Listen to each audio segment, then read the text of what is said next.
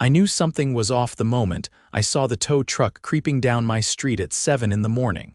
It slowed right in front of my driveway, my own driveway, and the driver started backing up toward my car like he had a job to do.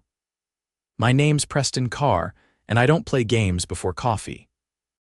I threw on a hoodie, stepped outside, and waved my arms. "Hey, what the hell do you think you're doing?" The driver hit the brakes hard. HOA called it in. Said this vehicle was violating parking regulations.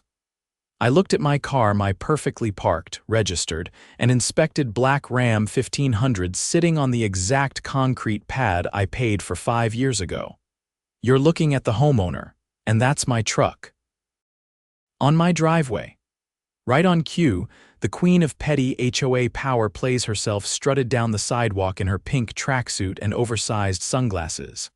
Zelda Trammel, our HOA president. She had that smug little clipboard tucked under her arm like it was a badge of honor. "Preston," she said, her voice syrupy and fake, "you can't park commercial vehicles here overnight. It's in the guidelines." "It's not a commercial vehicle," I said. "It's my personal truck, registered to me, no company logos, no ladder racks, no signage." "You know that." She flipped a page on her clipboard like she was about to land a plane. "It's in violation. I've warned you 3 times. No, you taped a note to my mailbox once. That's not a proper citation, Zelda." She waved at the tow driver. "Take it." I stepped in front of my truck. "You touch this vehicle and you'll be dealing with the police." Zelda scoffed. "You're being aggressive, lady. You're trespassing and trying to steal my car." The driver raised both hands in the air. "I'm not getting involved in a domestic." "You two can sort this out." He backed off, and Zelda's face turned the color of a ripe tomato. "You'll regret this, Preston. You're not above the rules." I grabbed my phone and said, "Keep talking." "This is all getting recorded." Zelda turned on her heel and stormed off, muttering something about a board meeting. By lunch, she'd emailed the entire HOA board claiming I was verbally abusive and threatening. What she didn't expect was that I'd already filed a police report complete with video and timestamps detailing her attempt to tow my legally parked vehicle from private property without cause. The cop I spoke to didn't even try to hide his annoyance. "She called us last week on a kid selling lemonade," he said. "We'll take it from here." I thought that would be the end of it. I was wrong. Zelda wasn't finished. 2 days after Zelda's failed towing stunt, I came home from my night shift at the hospital to find an envelope duct taped to my front door. Not slipped in the mailbox, not left neatly on the doormat. Duct taped, like a ransom note. Inside was a letterhead from the HOA, signed by Zelda herself, accusing me of creating a hostile environment for board members and declaring that my property would be subject to a compliance inspection within 72 hours. No date. No time. Just a vague threat wrapped in bureaucratic nonsense. I brought the letter inside, poured myself a cup of coffee, and sat down at my laptop. I wasn't about to let some fake authority dictate how I lived on land I owned outright.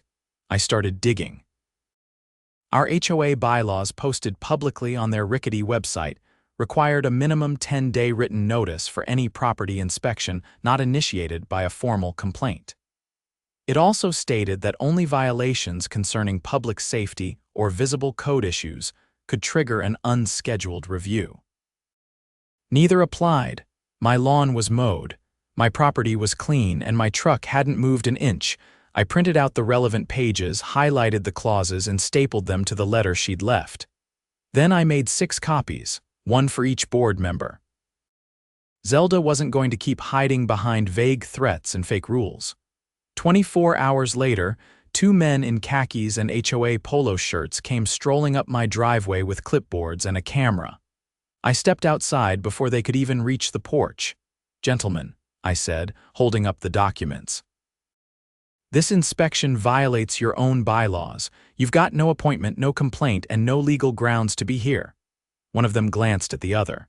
Zelda said we were authorized. She also said I threatened her. The police report and video say otherwise. The younger one shifted on his feet. "We're just doing what we were told."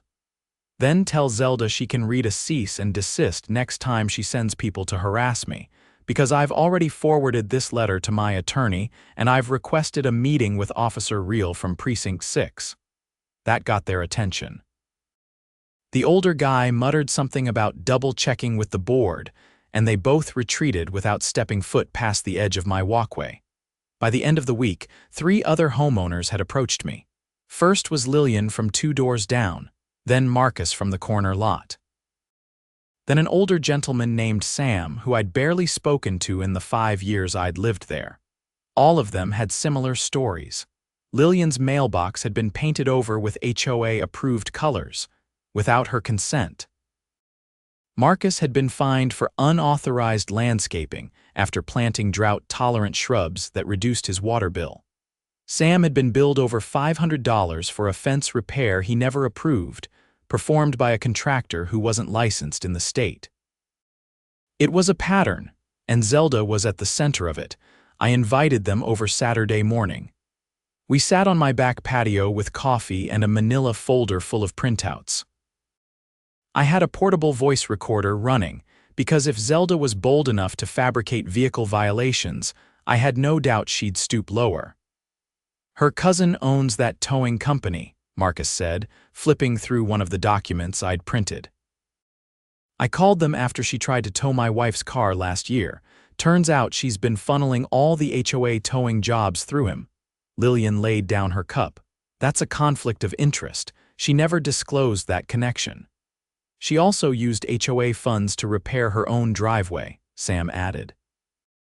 I checked the expenditures list from last quarter. There's an entry for emergency concrete work. Guess whose address it's attached to? I took notes. Every bit of it was useful.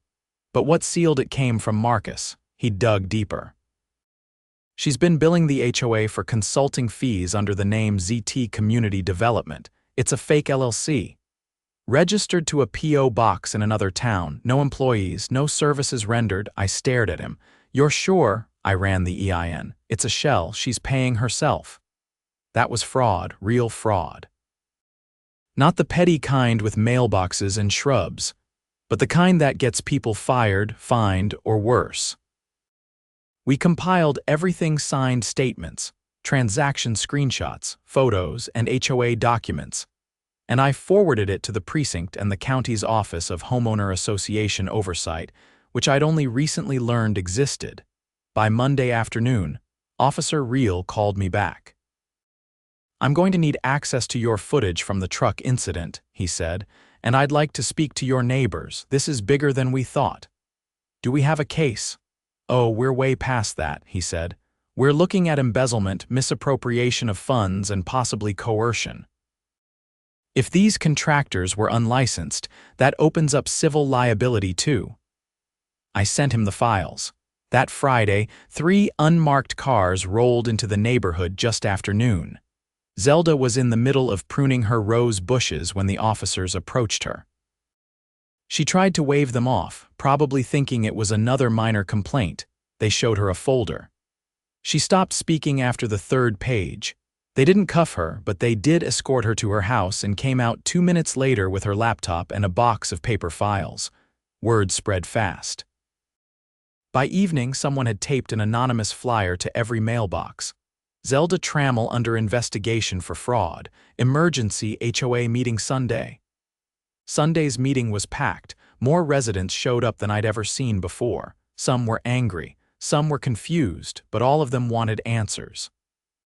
The vice president of the board, a soft-spoken guy named Reggie, stood at the front beside a folding table while wiping sweat from his brow. I didn't know, he said. None of us did. She handled the finances. She controlled the books. You could have asked questions, Sam said from the back. You could have checked the numbers, Reggie nodded. You're right. We failed you. Effective immediately, Zelda Trammel is suspended pending the outcome of the investigation. We're appointing an interim financial officer and launching a full audit. There were murmurs, some cheers, a few bitter laughs. Reggie pointed toward me. And I want to personally thank Preston Karr. If he hadn't stood up and started asking questions, we'd still be in the dark. I didn't say anything, just gave a nod. The board voted to freeze all spending and open the financial records to any homeowner who requested access. They also agreed to amend the bylaws to require third-party oversight for any contract over $5,000. Zelda's cousin's towing contract was canceled immediately. The last time I saw her, she was sitting on her porch in silence, sunglasses perched on top of her head for once, watching as a county investigator boxed up the last of her HOA files. A week later, a moving truck showed up. She didn't say goodbye to anyone. It took months to untangle the mess she'd left behind, but we did. And the neighborhood, it got quieter, fairer, stronger. All because I didn't let her take my truck. The first real sign that Zelda's grip was unraveling came not from the HOA board, but from the city records office. A week after the emergency meeting, I got a call from a paralegal named Nina who worked with the county's fraud division. She'd been digging through documents I'd submitted during the original complaint and found something unexpected. "Did you know your HOA filed a zoning modification on your parcel last year?" she asked. "I didn't file anything," I said, already standing and reaching for my filing cabinet. "Well, someone did. It's stamped and notarized, but the signature isn't yours. And what's more interesting is that the modified plat map reroutes a utility easement right through your backyard." I froze for a second. Why would anyone do that? Because it shifts maintenance responsibilities to the homeowner, not the HOA, and opens the door for special assessments. You'd be on the hook for thousands if anything needed repair. I pulled out my deed, original plat maps, and utility layout I'd received at closing. None of them matched the one she described.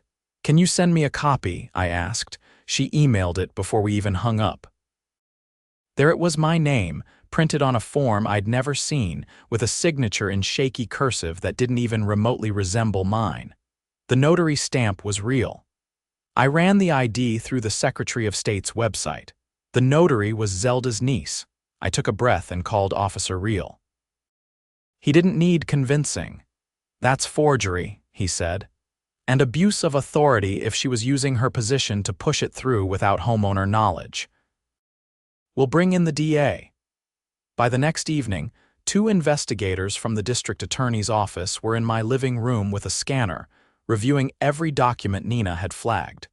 They asked detailed questions, dates, names, any meetings I remembered where zoning or utility work had been mentioned. "There was a brief mention during a board update about infrastructure cost sharing," I told them, "but nothing specific." "That's the pattern," the older investigator said, "vague language to cover a concrete scheme." They left with my originals, promising to keep me updated. I didn't have to wait long. 3 days later, Zelda's niece lost her notary license. Her name appeared in the public registry as suspended pending investigation. The DA's office issued a formal request to the HOA for all zoning and easement-related documents submitted over the past 2 years. That's when Reggie, the interim board head, called me. "I need you to come by tomorrow night," he said. "We found something in the records room. You're going to want to see it." I arrived at the community center just after 6. 2 other homeowners were already seated at the long folding table, flipping through manila folders. Reggie handed me one marked ZTCD Legal/Maintenance. Inside were 3 invoices from a landscaping company in a neighboring city, each billed to the HOA, each marked completed, each nearly $5,000. The service listed: easement clearing. "That work was never done," Reggie said. "We checked the properties. No one remembers seeing these trucks. We called the company. They've never heard of Zelda." I flipped the invoice over. A phone number was printed at the bottom. I dialed it on speaker. The line rang twice, then disconnected. "It gets worse," the second homeowner said. "We found a ledger entry showing a wire transfer from the HOA reserve fund. It matches the invoice total $15,000. It went to a bank in Nevada." "Was that account in the name of the landscaping company?" "No," Reggie said. "It's in the name of ZT Holdings LLC." Everyone stared at the folder. That's money laundering, someone finally said. Reggie nodded. We're not just dealing with mismanagement anymore. This is criminal. The next morning, the DA's office obtained a search warrant. Zelda's home was sealed within an hour. They seized 2 laptops, a desktop tower, and a set of fireproof lockboxes from her garage. Reporters started circling the neighborhood by noon. I kept my head down. I had no interest in the spotlight. But that didn't stop a local news crew from catching me in my driveway as I got home from work. Mr. Karr, do you believe this investigation will lead to criminal charges? I believe the facts will speak for themselves, I said. For a long time, no one checked. Now they are. Did you ever expect any of this when the HOA tried to tow your vehicle? I didn't answer. I just walked inside. The next board meeting was held in the community rec room instead of the usual clubhouse. Larger space, better lighting, and more chairs. Every seat was filled. Reggie stood at the front, flanked by the DA's liaison and a representative from the city's code enforcement office. The HOA is under temporary supervision, he announced. We've been given 30 days to submit a corrected budget, freeze all discretionary spending, and hire a third-party auditor. Gasps rippled through the room. The DA's office has formally charged Zelda Trammel with fraud, forgery, and misappropriation of funds. She has been removed from her position permanently. Any homeowner who believes they were financially impacted should file a claim with the county. A woman from the back raised her hand. What happens to the money that was stolen? The liaison stepped forward. Pending asset recovery. If restitution is ordered, the funds will be returned to the HOA and distributed according to legal guidance. Someone else stood. How did this go on for so long? Reggie didn't flinch, because no one thought to ask. Myself included. The meeting ended with a vote to dissolve the current board and hold a special election. I declined to run, but I agreed to sit on the oversight committee. Lillian volunteered too, so did Sam. And Marcus was already drafting a stricter transparency amendment that would require public posting of all financial decisions above $1,000. 2 weeks later, Zelda's face appeared in a local newspaper beside the headline, HOA President Charged in Multi-State Fraud Scheme. The article detailed the shell companies, the falsified documents, and the forged zoning changes. She'd used her position to funnel over $48,000 into personal accounts, and she wasn't just facing fines, she was looking at prison. The article mentioned that the investigation had been sparked by a homeowner's report of an attempted illegal towing. They didn't use my name. But everyone around here knew who it was. The neighborhood changed after that, slowly.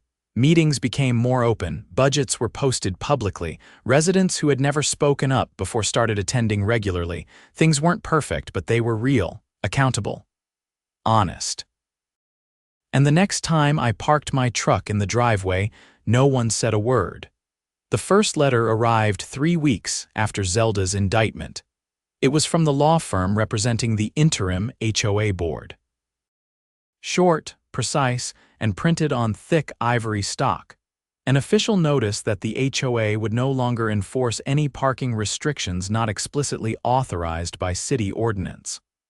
All prior citations issued by the previous president were voided. The letter ended with an invitation to a community forum to rebuild trust, transparency, and homeowner participation. I didn't plan to go, but then, 2 days before the meeting, I got a call from Officer Reel. "There's something you should see," he said. "It came out in the discovery process. You'll want to be there tomorrow night." So I went. The rec center was packed again, but the mood felt different this time, less volatile, more curious. Folding chairs had been arranged in neat rows, a projector screen set up at the front. Reggie stood beside a woman in a navy pantsuit. "This is Assistant District Attorney Monroe," he said. "She's here to present the findings of the investigation and what comes next." She stepped forward, her voice steady and clipped. "Our office has concluded the first phase of its inquiry into the former HOA administration. As of today, 5 criminal charges have been filed against Zelda Trammel, including felony forgery, wire fraud, and unlawful alteration of property records. A low murmur rippled through the crowd. No one interrupted, Monroe continued. But we also discovered a larger pattern of misconduct involving a network of unauthorized inspections, inflated service invoices, and falsified zoning requests filed with the county clerk's office. She gestured toward the screen, where a scanned document appeared. "This is a notarized permit application," she said. "It was submitted under Preston Karr's name, but the signature doesn't match any legal document he ever signed. It was used to authorize a utility reroute that would have transferred repair costs onto his property without his knowledge." Gasps erupted. I felt dozens of eyes shift toward me. She clicked to the next slide, a spreadsheet of payments. These wire transfers were made to 3 limited liability companies, all registered in Nevada. Corporate records list Zelda Trammel as the sole managing officer of each LLC. The funds originated from the HOA's reserve account and were disguised as payments for landscaping, infrastructure consulting, and compliance arbitration. None of those services were ever rendered. Sam raised a hand. "What about the notary who stamped those fake permits?" "She's also under investigation," Monroe said. "Her commission has been revoked, and we're reviewing every document she processed in this county over the past 2 years. But the most serious offense, and the one that could carry federal charges, involves the misuse of municipal zoning data." She clicked to the final slide. A map of the neighborhood appeared, overlaid with red dotted lines. These easement adjustments were filed with the city planning office using forged homeowner signatures. In some cases, they rerouted lines through parcels that were already under maintenance agreements, with the city potentially exposing homeowners to tens of thousands in future repair costs. That's not just fraud, that's tampering with public infrastructure. Someone stood up near the back, a woman I didn't recognize. "What happens now?" Monroe didn't blink. "Miss Trammel will face trial. If convicted on all charges, she could serve up to 15 years. The DA's office is also pursuing restitution. Any misappropriated funds recovered will be returned to the HOA reserve account under judicial supervision." Reggie stepped forward again.